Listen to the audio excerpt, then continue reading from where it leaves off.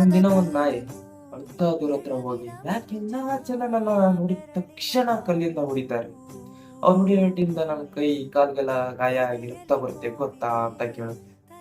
ಆಗ ದೇವರು ನಕ್ಕೊಂಡು ಹೇಳ್ತಾರೆ, ಜನ ನಿನ್ನನ್ನ ಕಲ್ಲಿಂದ ಹೊಡೆದ್ರೆ ನಾನು ಅವ್ರನ್ನ ಕರ್ಮದಿಂದ ಹೊಡಿತೀನಿ.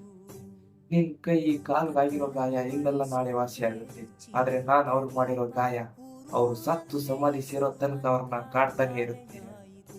ಆಗ ನಾಯಿ ಮತ್ತೊಮ್ಮೆ ಕೇಳುತ್ತೆ, ಕರ್ಮ ಅನ್ನೋದು ಅಷ್ಟೊಂದು ದೂರ ಅಂತ.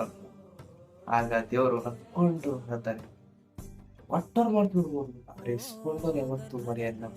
ಜನ ಮಾಡ್ತು ಬಿಡ್ಬೋದು, ಆದ್ರೆ ನಿನ್ ಕರ್ಮ ಯಾವತ್ತೂ ಮರೆಯಲ್ಲ ಅಂತ.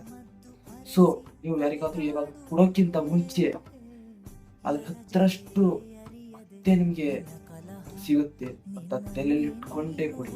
ಒಳ್ಳೇದೇ ಆಗಿರ್ಬೋದು ಅಥವಾ ಕೆಟ್ಟದ್ದೇ ಆಗಿರ್ಬೋದು.